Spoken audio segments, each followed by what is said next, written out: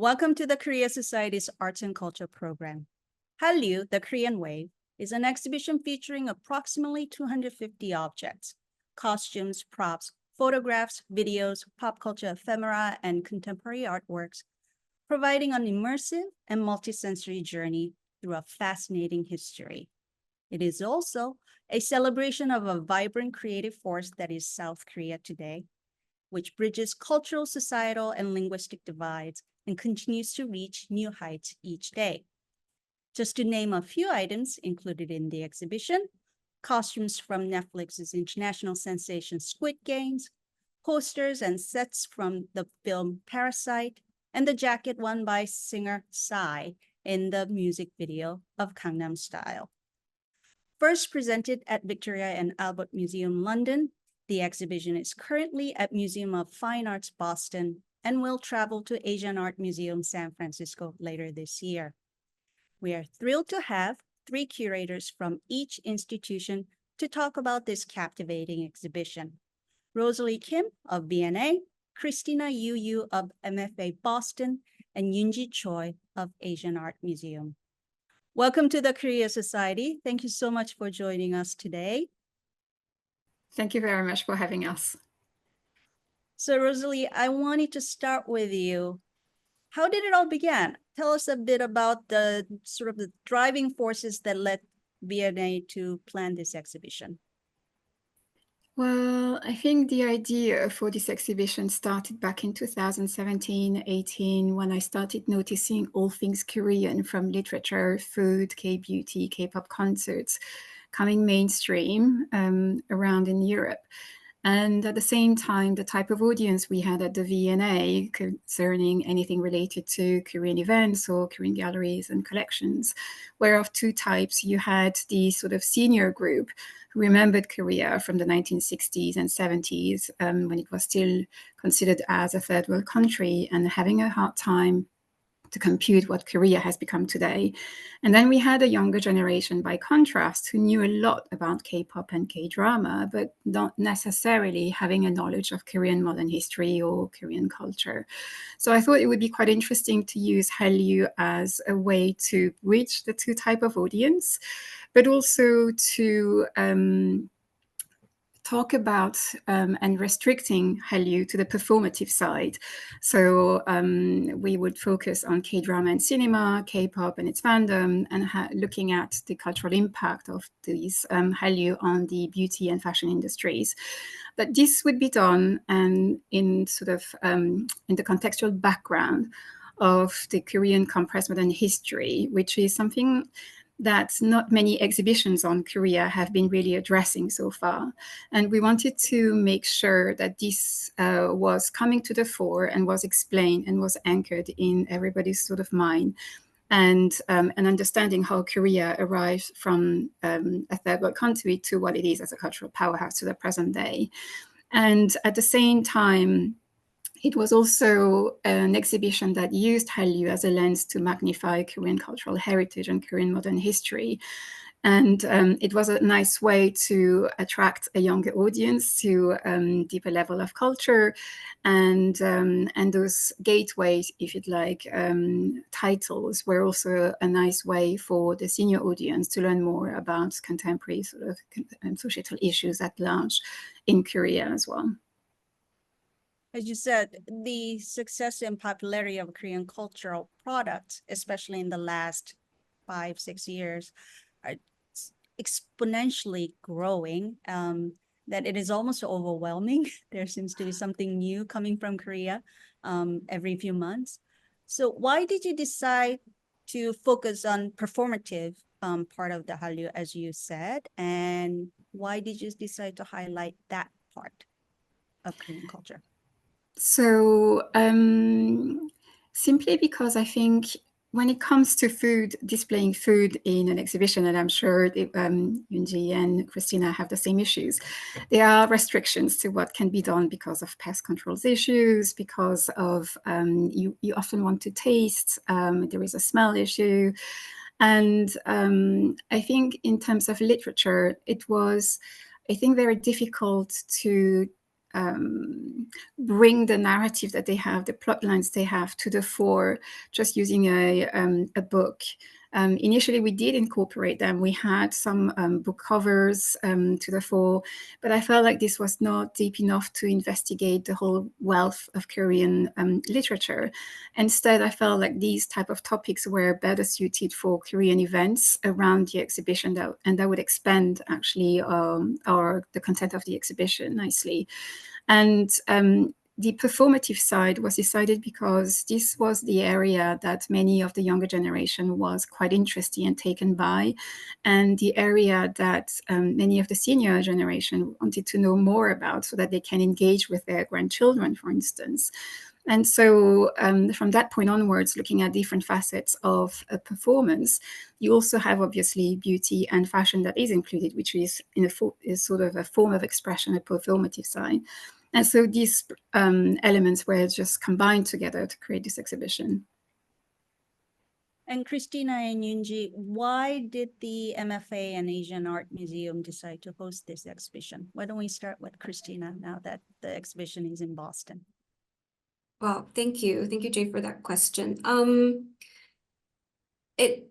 I'm going to say has a little bit overlap with what Rosalie said, but I think it's really, as curators of Asian art in outside Asia, I think we have always been thinking about how to bridging the gaps between what happened before and what is happening now. And on the one hand, all of our museums, our 3 museums, have excellent collection of Korean art, but that's mostly rooted in before the 19th century. At the same time, we have this desire to make connection with the audience today. So that's an issue I think we all have been wrestling with and trying to address. And this exhibition is an excellent opportunity. So I actually heard about the exhibition even before it opened at VNA, and we contacted VNA, heard more about it, got me more excited, and went to see the show in London. And Rosalie gave me an excellent tour. The more I learned about the exhibition, just more excited I became. And at the same time, this is also a moment, like many museums, we in Boston have been also talking about what it means to be a museum today. Who is our audience? Who wants our audience to be? And how we can make what we do more relevant to people outside the museum walls. So this exhibition really, in a way, can answer a lot of those issues and questions we've been thinking about. So it's really a pleasure to work with Rosalie and the V&A to bring the exhibition to Boston. Yeah, well, there are a couple of reasons for our museum to decide to host this exhibition. It was actually right before I arrived, so I was pretty surprised to have this as my first exhibition here at the museum, but very delighted to be responsible for this show. I guess one important thing was Korean pop culture aligns really well with our museum vision to focus on the experience that people, the visitors, go through when they come to the museum. It's not only one way of appreciating art, but more an hands-on experience of how art can connect people and how people can engage with one another through arts and culture. At the same time as sort of tying with what Christina just mentioned, museum has long been considered as a sacred shrine to exhibit fine arts. But I think it's timely to exhibit popular culture elements in a museum space and make it elevate the value of these pop culture and try to engage traditional or fine arts with popular culture in a way that people can enjoy from various directions. And especially considering most of the people who are interested in K-pop are not only Koreans or Korean Americans living here, but many of the people from different backgrounds. I actually been to, it was actually my first experience to go to a K-pop idol concert a couple of 2 years ago in Chicago. It was my first experience. And I was so surprised to see that I barely see any Koreans, or there was so many ethnic diversity in the venue. And it was amazing to see how people from different backgrounds and ethnicity could bond together based on these songs and performances. So I think that is the power of K-pop or Korean popular culture that blends people together through arts and culture. And the exhibition begins with a sweeping survey of South Korean history. How important was it to provide this historical background to the visitors? So for me, it was quite an important element of the exhibition, and it's quite the core of the exhibition. I know that the title is Hallyu, but actually it's Hallyu, the Korean wave, and Hallyu actually has a sort of old-fashioned tone. If you use it in Korea, it was a term that was used in the 1990s, and it's sort of obsolete nowadays. But the Korean wave is more this sort of contemporary, up-to-date sort of word that is used to denote this meteoric rise of pop culture from South Korea. And I think I made a point to have this modern history being included because it enables many of the audience to understand where Korea comes from and how quickly things happen in Korea. And that explains many of the sort of social paradoxes where you have cutting-edge technologies, cosmetic surgeries cohabiting with, centuries-old rituals from Confucianism or shamanism. Understanding the Korean history will also probably enable many of the visitors to understand the content of many of the films or songs that we are describing. For example, it was very difficult to understand The Handmaiden without really talking about the colonial period, for example. And at the same time, I think having this kind of modern history also enables many of the visitors to understand the hybrid nature of Korean pop culture. And this was something that I had played with on how to incorporate it into the exhibition. So initially, it was not a separate part. It was actually embedded within each of the sort of performative side sections. But I thought there was a lot of repeat and potentially some of the ideas were diluted, and I wanted them to be quite a strong impact to start the exhibition with. And so it became a section on its own right and stand at the beginning of the exhibition before going into the whole celebration aspect. So the first section of the exhibition focuses on the modern contemporary history of Korea. And I believe that it is a good environment to provide a robust context of how people tend to believe that the Korea has developed rapidly, and they just generally perceive of Korea as a rapid development society. And this cultural trend seems to be a lot of people consider this to be sort of out of the blue. But I think it's really great to have a space to provide a good context of long and enduring driving force for the recent cultural fruition. It did not come up all of a sudden. There were some couple of trials and errors, and the long history actually built up the current popularization of Korean pop culture. So as Rosalie mentioned early on, a lot of younger generations are not fully aware, or even like foreigners who just got to know about the Korean pop culture has the opportunity to further understand this whole context through the exhibition. And I believe that this historical introspection or even self-examination for the future pathway for Korean pop culture can be found in retrospective viewpoint.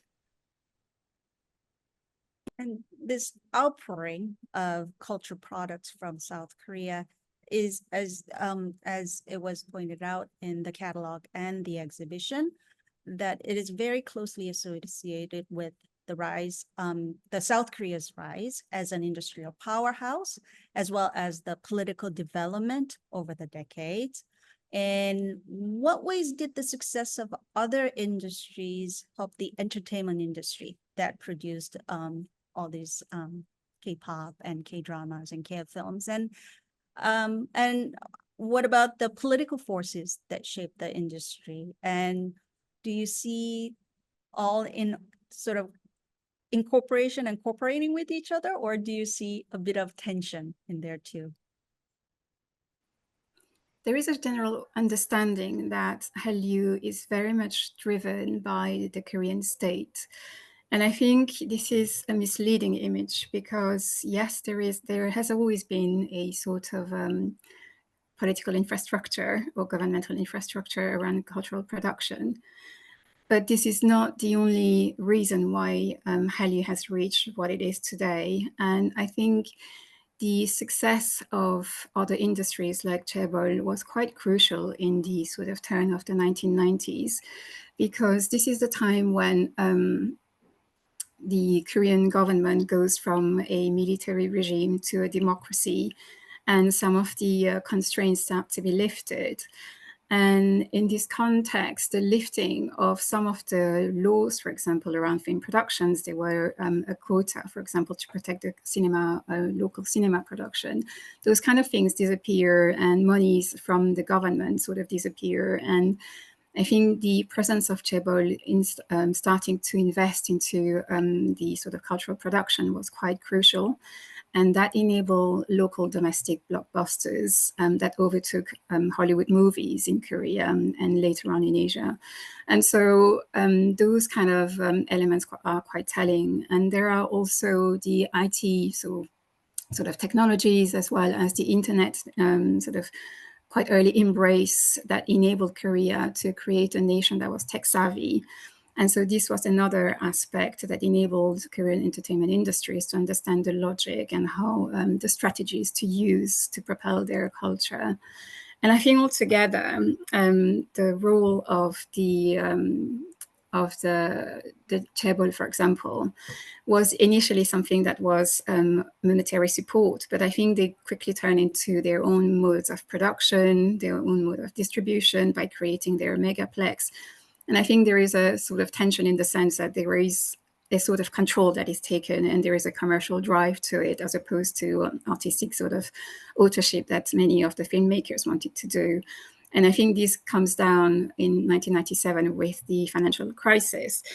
But in parallel to this, you have then the sort of new investors coming into the fore that enables to just forget about the commercial sort of purposes and make a new type of movies industries in Korea that will be much more diverse and that will just then propel the Korean film renaissance.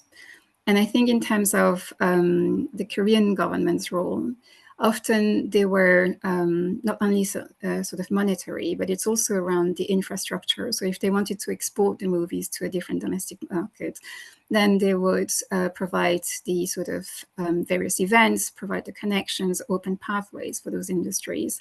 And what they also did was to provide, for example, free translation and free subbing for some of these movies and TV dramas.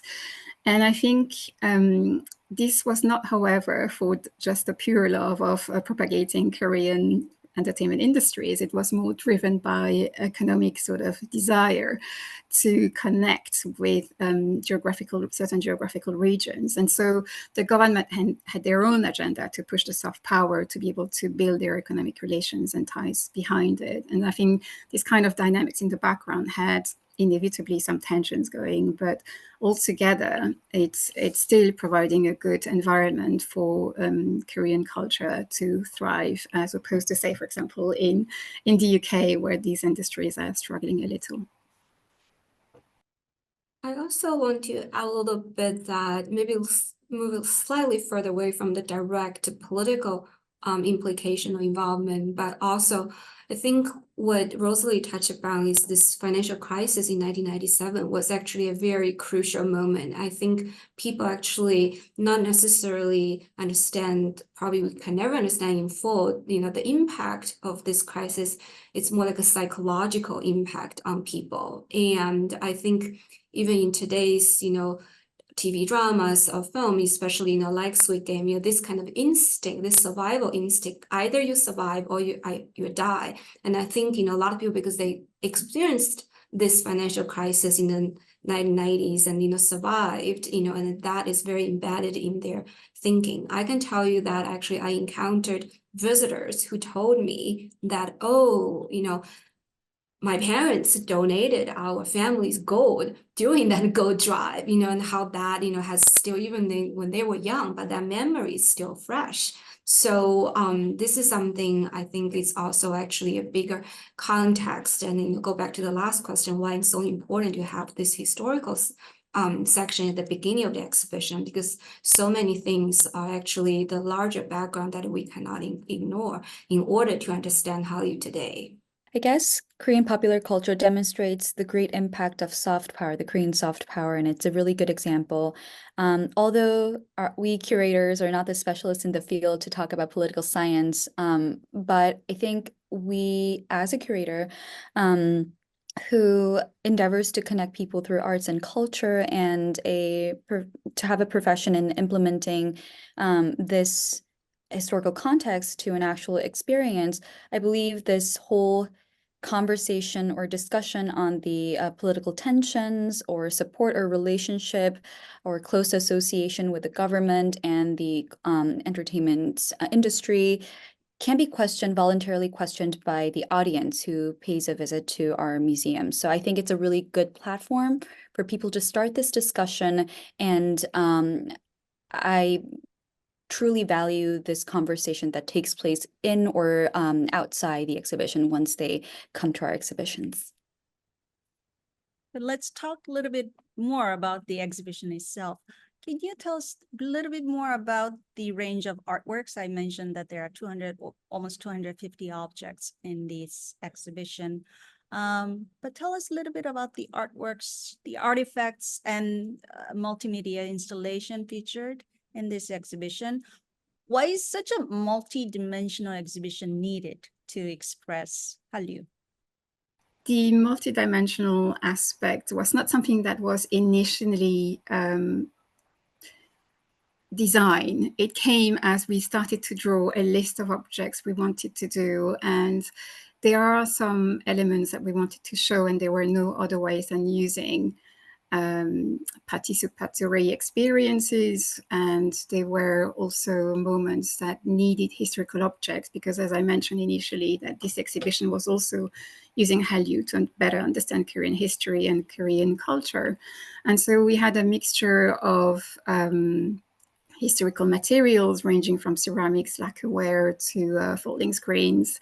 And besides that, we had really light pop culture ephemera, as well as archiving materials.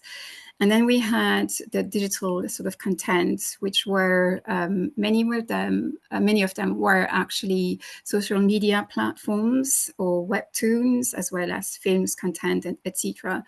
And so it was understanding how best to just balance all these content so that you don't feel like you see the same thing that you can see online or in the comfort of your house within the exhibition. So we had to find different ways of doing that. And I think our conservation team had a meltdown because they never had such a variety of materials at the same time in one exhibition. We had vintage technologies of the 1980s and 70s that we had to make work. And we had latest digital content for HD that we had to make work. And at the same time, we had historical objects from the moon jars to Joseon Dynasty paintings. But I think that was quite important to showcase that contemporary culture is not dissociated from its history. And it's also, it was important to have a participatory experience within the exhibition. So we developed with Google Arts and Culture this dance interactive challenge. Has been super popular at the V&A, and I've seen every time that I went to MFA, it was completely packed as well. And I think this was important because we wanted, especially in the K-pop section, to share what we call the hung, which is this unsuppressible joy of sharing and communicating through a shared experience. And I think this was the best way for it to convey this kind of elation that you have for K-pop. And initially, this was not to be necessarily a K-pop dance challenge. We toyed with the idea of norebang, a coin norebang, where you're invited to sing alongside your K-pop idols. But then I realized that many of our colleagues at the V&A were just like, no, there's no way I'm going to sing, but I would love to dance. And we just swapped from singing to dancing. And I think that was a wise decision. And I believe that Dancing Challenge it is at MFA Boston right now, and it will travel to San Francisco as well. But each exhibition is also slightly different from each other.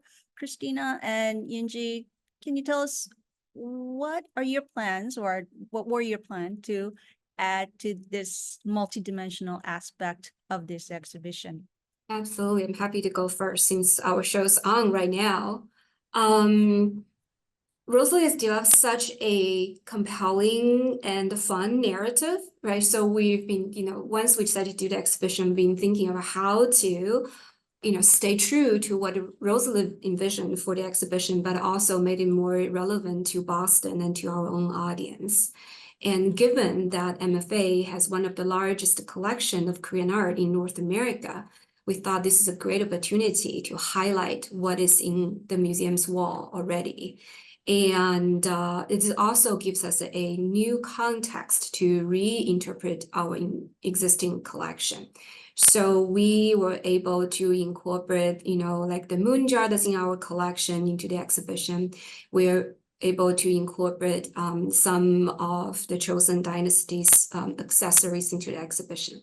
But one thing we also added that's probably going to be unique to our venue is also that actually in the beginning of the historical section, we also included historical photos taken by Percival Lowell, who took pictures of King Gojong and also the palace.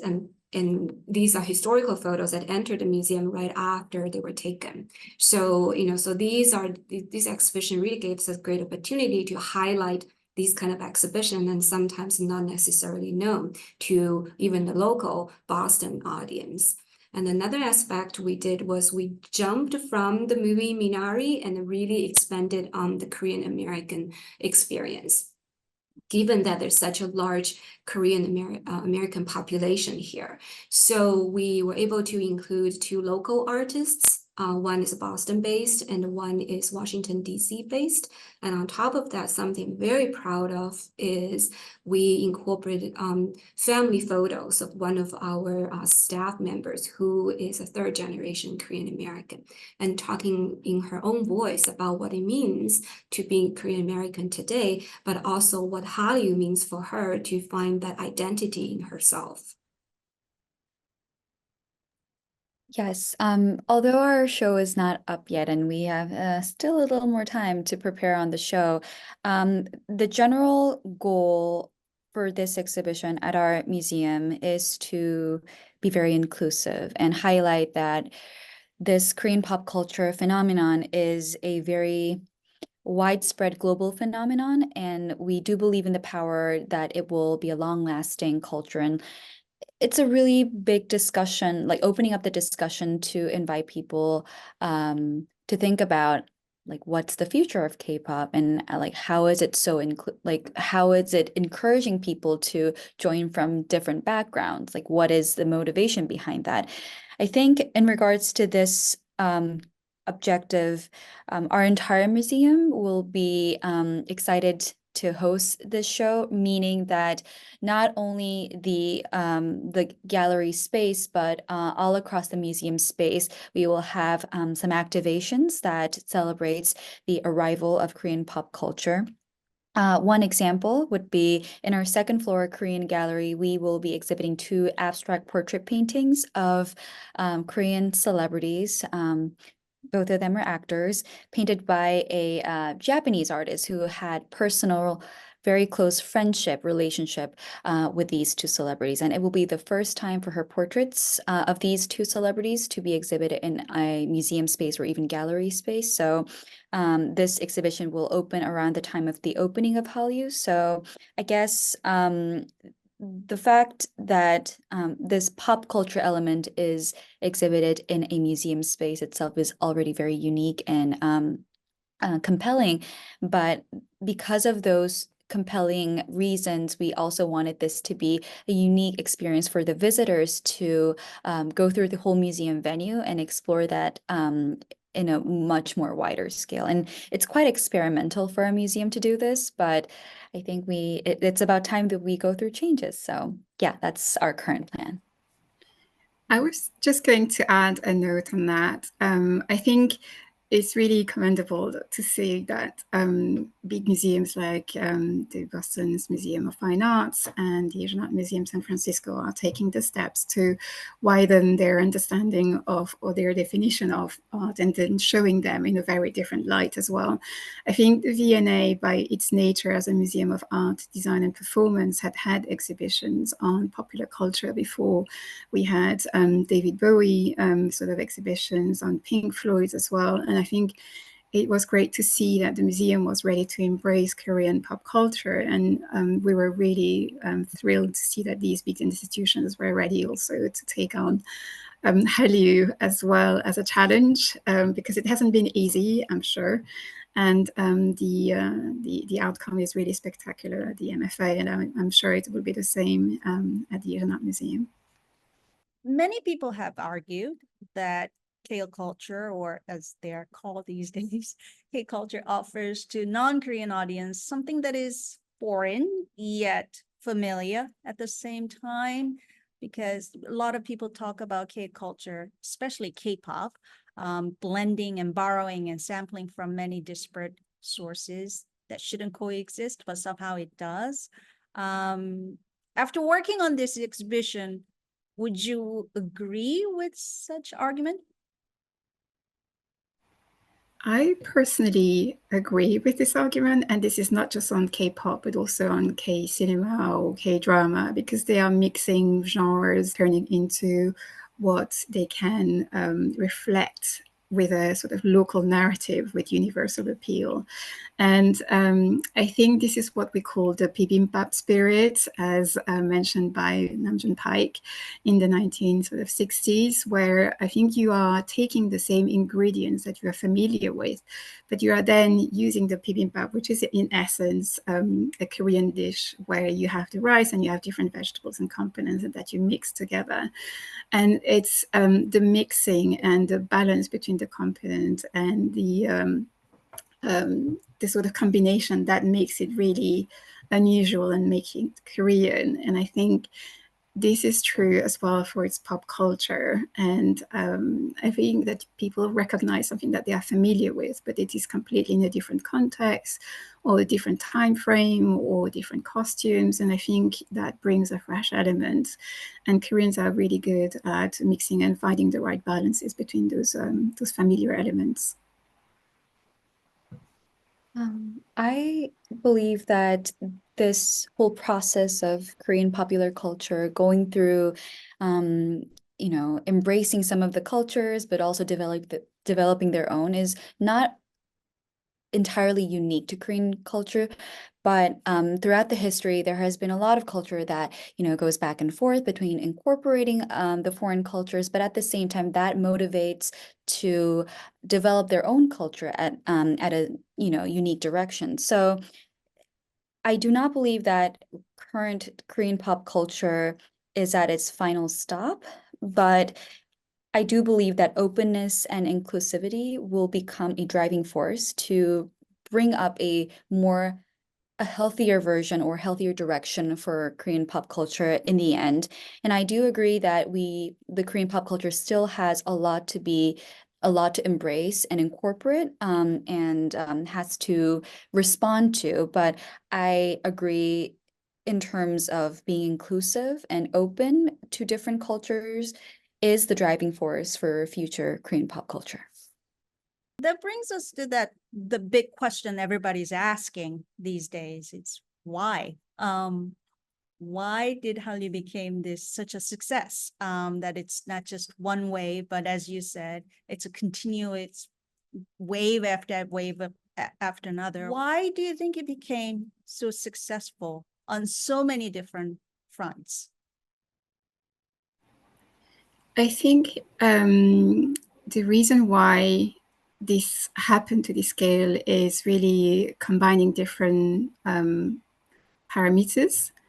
And so on the one hand, you have the quick embrace of the internet and IT technology that meant that it became a society that was really tech savvy, which means that they were really early on really good at understanding the strategies to produce and distribute a new way of propagating the culture on one hand. And then I think this is also a time when the millennials and the Generation Z are much more culturally inclusive, and they are cultural explorers, so they are looking for diversity. And I think the access to the internet enabled them to reach to regions that were not necessarily feasible in previous generations. And I think because of the internet and this confluence with the consumers, it has ballooned, if you want, at a scale and at a speed you have never seen before.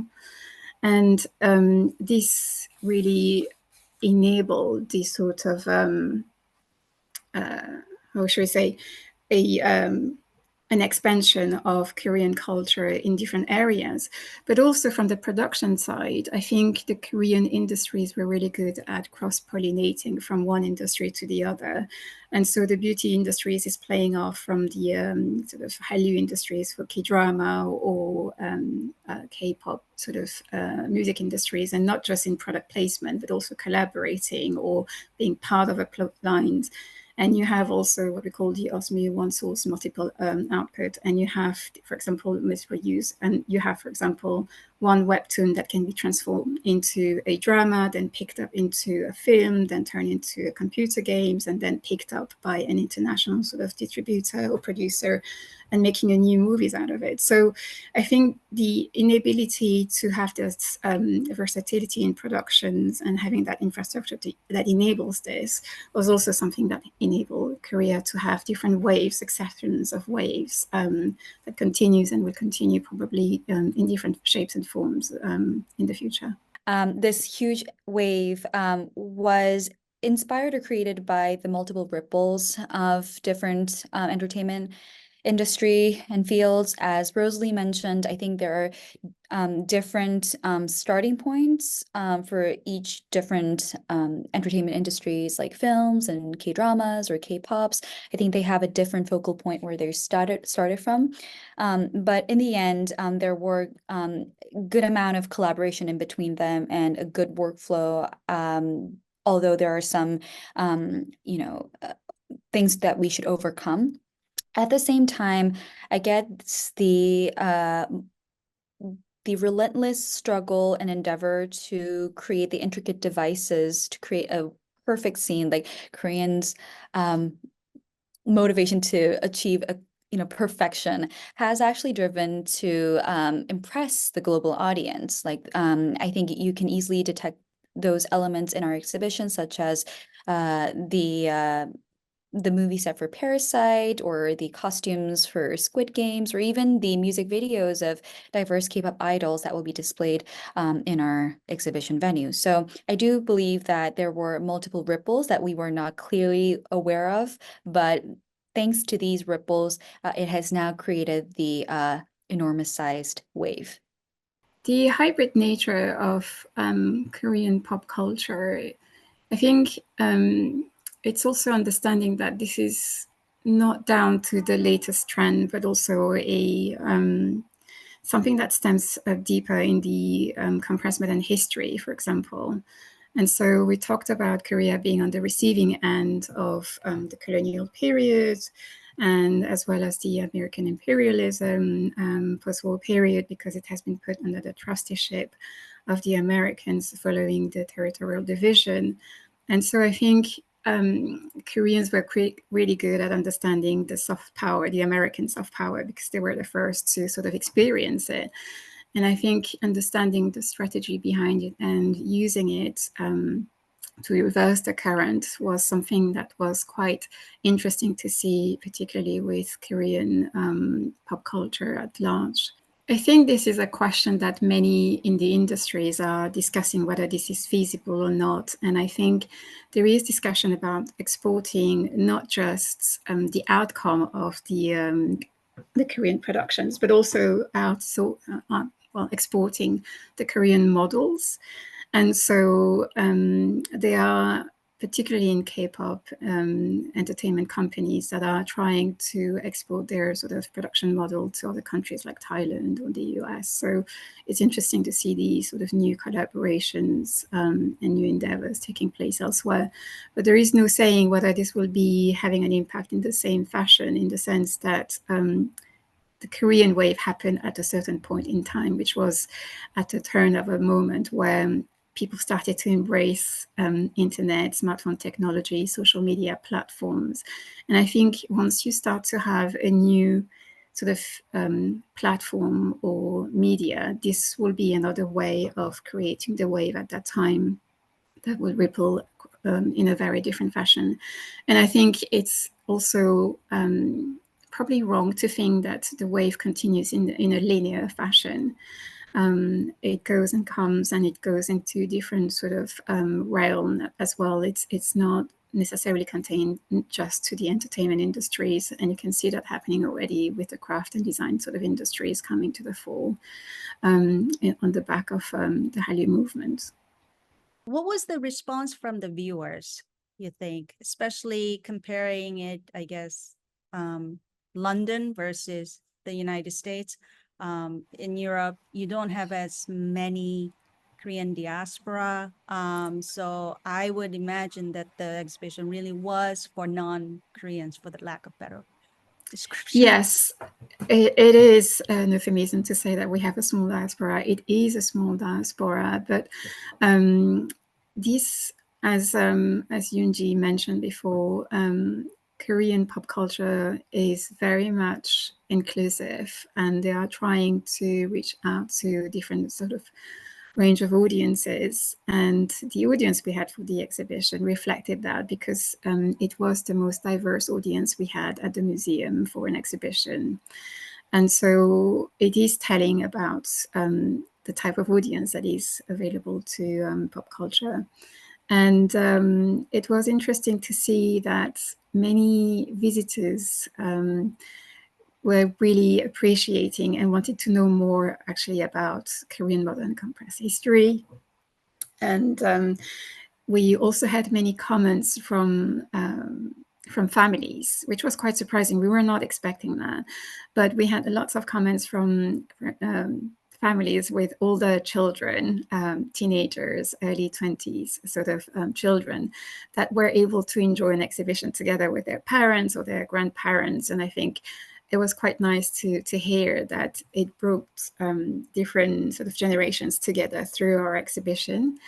And it was also really heartening to see comments left by the diaspora, because we had mothers telling that it was really great to bring their children to learn more about their own culture, because they don't have necessarily the means or the time or to travel directly to Korea. So for them, it was quite an important moment, and not just the diaspora, but also for Korean adoptees, for example. It was really a great moment for their families to come and learn more about their sort of culture and share that with their friends. So that was really, really interesting to hear. What has been the response from the viewers so far in Boston? Wow. Everyone loves it, from, visitors to reporters, journalists, students.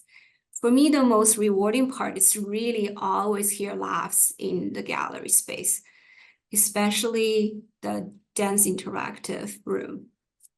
Right, because I think it speaks a lot about what Hallyu is. It's something we want people to enjoy, while at the same time learn something about Korea. And I think that's very important. And I also think, it's such a community building and a bonding experience. And you really see, this kind of, let's do it together. We're all fans, and this kind of things coming out is really very rewarding. So I wanted to ask each one of you, if there's one piece in the exhibition that seems to paraphrase the K culture to you, which one would it be? Well, I think this is really an impossible mission for me. I've been asked this question by a lot of journalists, which is the most talking to you, or they're all like my babies. So it's very difficult to say which one is the most representative or my favorite. I think each of them have different stories. Really, if there's one thing, I actually would choose the modern hanbok ensemble worn by one of the ATEEZ members and designed by Sojang Lee. Is this beautiful ensemble, and then on it has this embroideries of different characters that are come from the 8 values, the Confucian values, and I think it speaks a lot because one hand, it actually in our exhibition context, it has this really nice dialogue with this 19th century 8-panel screen that we have on display. Also, each screen, as we all know, has one of the characters that represents these 8 virtues. So I think it's a really nice dialogue between the past and the present, and that's exactly what we want to do in this exhibition. But at the same time, in the exhibition, the label itself, actually, the comparison is to have this ensemble to be compared with this one of the most famous paintings by Kim Hong-do. So, it also has that connection between, this dance tradition, and you can use the dress as a form to highlight the movement of the dancers. So I think this exhibition, of course, is from the 80s, one of the most popular K-pop bands. So I think really, this one ensemble speaks a lot about, what Hallyu is and what we want to say in this exhibition. I guess for me, the most symbolic and iconic moment for Korean pop culture to be presented out in the world was when Psy released his Gangnam Style music video. And I grew up in Korea, but I was born here. So I spent most of my time in Korea, but when I came back here when I was like 10, I lived on the East Coast, not a big city. And then kids would ask me the question, where are you from? And when I say Korea, they did not, most of them did not know where it was. But at the same time, they asked me, if they know about Korea, they asked me this question of, are you from South or North? But once this Psy's music video came out and people got engaged in Korean pop culture and they wanted to know more about Korea, like, who is this guy from? Like, where is this guy from? And who is this guy? And why is he singing about Gangnam? And there were so many questions involving his music video and the concept. And I think it really became a motivation for the global audience to pay attention to what Korea is about and where Korea is. And then when I came back for my PhD in the States, I heard BTS's song coming out of Target when I was shopping. That was a very shocking moment for me. And I know that there are a lot of contributions from different fields, not only that's done by K-pop, but I do feel like Psy's Gangnam Style moment really sparked the global audience interest in Korean pop culture. So I would pick Psy's costume. Yeah. Hallyu, the Korean Wave, is at MFA Boston until July 28th, then travels to Asian Art Museum, San Francisco this fall. Thank you for joining us today. Thank you. Thank you.